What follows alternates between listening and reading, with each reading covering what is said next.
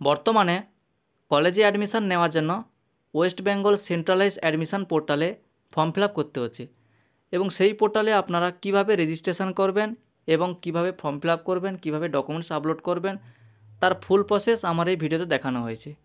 তাই ভিডিওটা স্কিপ না করে শেষ পর্যন্ত মনোযোগ সহকারে দেখুন।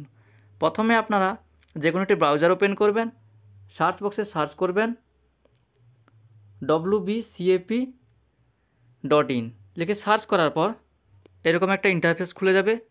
এখানে দেখুন দুটো অপশান আছে, লগ ইন আর রেজিস্টার। এই রেজিস্টার এই অপশানে আপনি ক্লিক করে দেবেন। যদি আপনার রেজিস্ট্রেশন করা আছে তাহলে লগ ইন অপশানে ক্লিক করবেন।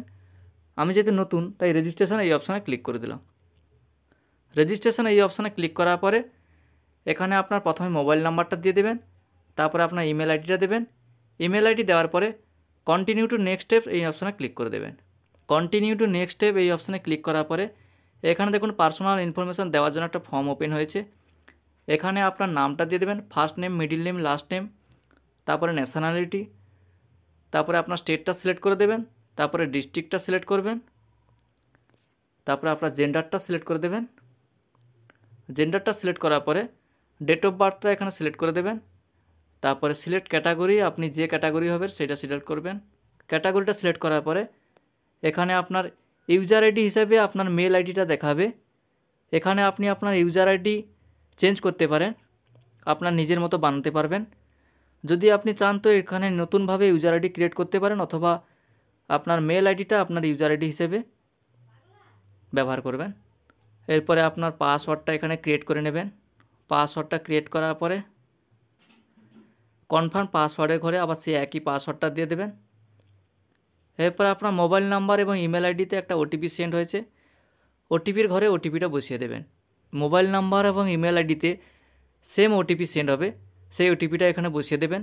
বসিয়ে দেওয়ার পরে এখানে দেখুন লেখা আছে have you passed in 10+2 or equivalent examination, এখানে ইয়েস করবেন।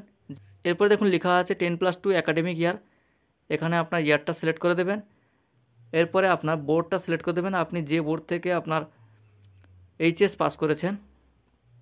সিলেক্ট করার পরে 10+2 রেজিস্ট্রেশন নাম্বারটা দিয়ে দেবেন। এখানে রেজিস্ট্রেশন নাম্বারটা দেওয়ার পর রোল নাম্বারটা বসিয়ে দেবেন।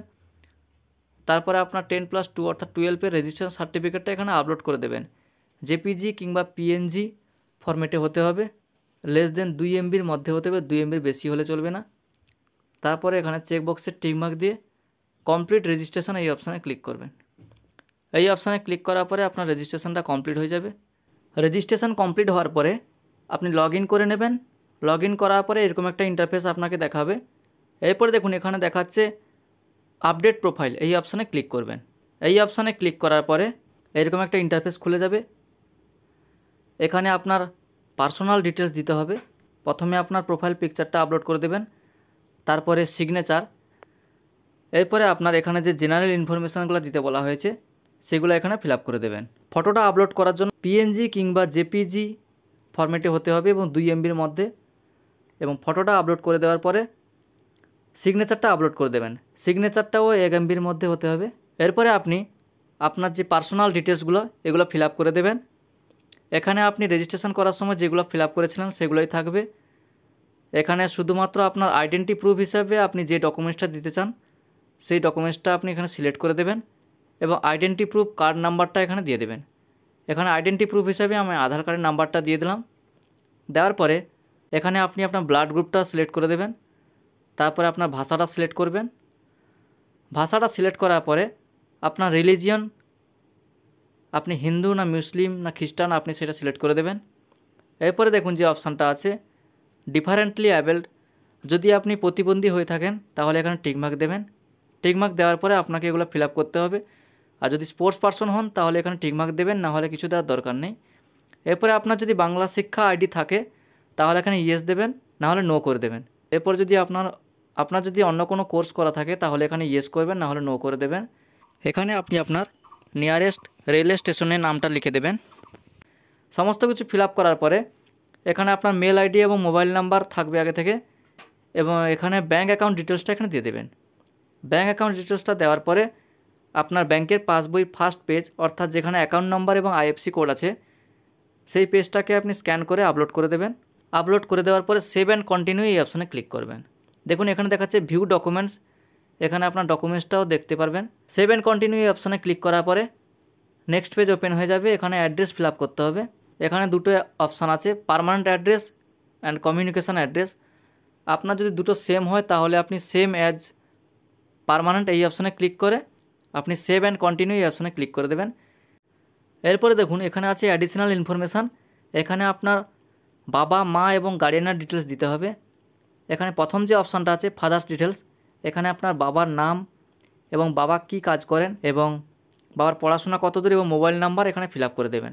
ঠিক একইভাবে মায়ের ডিটেলসটা দিয়ে দেবেন। তারপরে ঘরে মায়ের ডিটেলসটা দেওয়ার পরে গার্ডিয়ান হিসাবে আপনি কাকে রাখতে চান, মা অথবা বাবা, সেটা সিলেক্ট করে দেবেন এবং তার ডিটেলস এখানে চলে আসবে।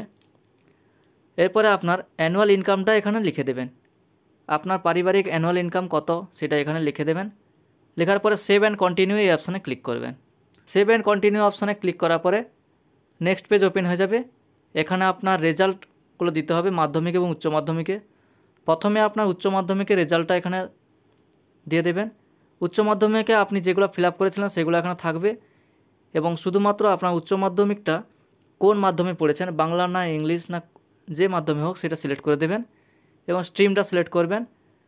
এরপরে আপনার উচ্চ মাধ্যমিকের নাম্বারটা সিলেক্ট করতে হবে। প্রথমে আপনার সাবজেক্টটা সিলেক্ট করে নেবেন। সাবজেক্ট এখানে বেঙ্গলি সিলেক্ট করলাম। তারপরে ল্যাঙ্গুয়েজ টাইপ ফার্স্ট ল্যাঙ্গুয়েজ।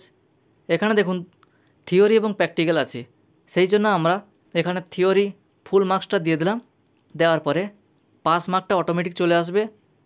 তারপর মার্ক অফ 10, অর্থাৎ আপনি থিওরিতে কত মার্কে পরীক্ষায় কত পেয়েছেন সেই নাম্বারটা দিয়ে দেবেন। ঠিক একইভাবে প্র্যাকটিক্যাল অথবা প্রজেক্টে আপনি কত পেয়েছেন এবং কত মার্কে পরীক্ষা হয়েছে সেই ফুল মার্কসটা দিয়ে দেবেন। অর্থাৎ প্র্যাকটিক্যাল এবং থিওরি দুটো আলাদা আলাদা এখানে বসাতে হবে এবং পাস মার্ক অটোমেটিক চলে আসবে। এবং দেখুন এখানে একটা অপশান আছে ইজ অপশনাল সাবজেক্ট। যদি অপশনাল সাবজেক্ট থাকে তাহলে সেই ঘরে আপনি ঠিক মার্ক দিয়ে দেবেন। এখানে উচ্চ মাধ্যমিকে যেহেতু আমাদের 6টা করে সাবজেক্ট থাকে, উচ্চ মাধ্যমিকের মার্কশিটে যে সাবজেক্টটা অপশনাল সাবজেক্ট হিসেবে আছে সেইটা এখানে ঠিক মার্ক দিয়ে দেবেন। সমস্ত কিছু ফিল আপ করার পরে আপনি পেজটাকে স্ক্রল করবেন।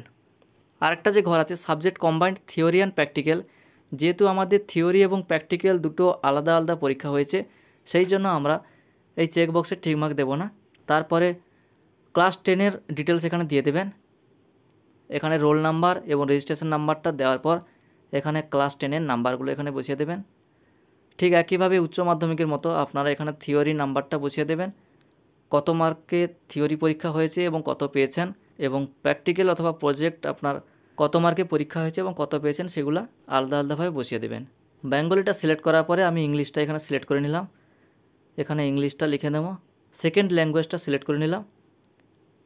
এরপরে থিওরি মার্ক কত মার্কে পরীক্ষা হয়েছে, পাস মার্ক অটোমেটিক চলে আসবে এবং মার্ক অফ 10টা বসিয়ে দিলাম 90 মার্কে কত পেয়েছি, এবং প্র্যাকটিক্যাল অথবা প্রজেক্টের নাম্বারটা ফুল মার্ক বসিয়ে দেবেন। পাস মার্ক অটোমেটিক চলে আসবে এবং মার্ক অফ 10টা এখানে বসিয়ে দেবেন। সমস্ত কিছু ফিল আপ করার পরে সেভ অ্যান্ড কন্টিনিউ অপশানে ক্লিক করবেন। এই অপশানে ক্লিক করার পরে এখানে দেখুন নেক্সট পেজ ওপেন হয়ে গেছে। এখানে আপনার সমস্ত ডকুমেন্টসগুলো আপলোড করতে হবে। এখানে দেখুন প্রথম যে অপশানটা আছে আইডেন্টি প্রুফ হিসেবে আপনি যে কোনো একটা ডকুমেন্টস আপলোড করে দেবেন। আমি যেহেতু প্রথমে ফর্ম ফিল আপ করার সময় আইডেন্টি প্রুফ হিসেবে আধার কার্ড সিলেক্ট করেছি, তাই আধার কার্ডটা আপলোড করে দিলাম। এরপরে যেহেতু কাস্ট হিসেবে ওবিসি আছে তাই ওবিসি সার্টিফিকেটটা আপলোড করে দিলাম। এরপরে ক্লাস 10-এর মার্কশিট আপলোড করে দিলাম। সমস্ত কিছু আপলোড করে দেওয়ার পরে নিচে দেখুন প্রিভিউ অপশান আছে, এই অপশানে ক্লিক করে দেবেন। এই অপশানে ক্লিক করার পরে আপনি যেগুলো ফিল আপ করেছেন আপনাকে ফুল ডিটেলস দেখাবে। সমস্ত কিছু ঠিক থাকলে প্রত্যেকটি ঘরের চেক বক্সে আপনি টিক মার্ক দিয়ে দেবেন। দেওয়ার পরে কন্টিনিউ এই অপশানে ক্লিক করবেন। কন্টিনিউ অপশানে ক্লিক করার পর দেখুন এখানে দেখাচ্ছে অ্যাড কোর্স অথবা কলেজ। এখানে আপনি আপনার কলেজটা সিলেক্ট করে নেবেন। প্রথমে আপনার ডিস্ট্রিক্টটা সিলেক্ট করবেন। ডিস্ট্রিক্টটা সিলেক্ট করার পরে আপনার প্রোগ্রামটা সিলেক্ট করবেন। আপনি যদি জেনারেল কোর্সে ভর্তি হতে চান তাহলে প্রথম যে দুটো অপশান আছে 3 ইয়ার্স মাল্টিডিসিপ্লিনারি বিএ এবং বিএসসি। আপনি যদি সায়েন্স নিয়ে পড়তে চান তাহলে বিএসসি করবেন, যদি আর্টস নিয়ে পড়তে চান তাহলে বিএ করবেন।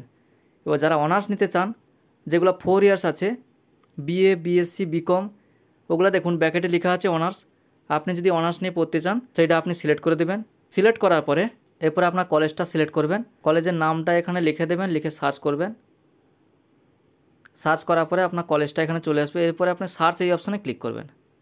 সার্চ অপশানে ক্লিক করার পরে এখানে দেখুন দুটো অপশান চলে এসছে। প্রথমে আপনি এখানে চেক এলিজিবিলিটি এই অপশানে ক্লিক করবেন।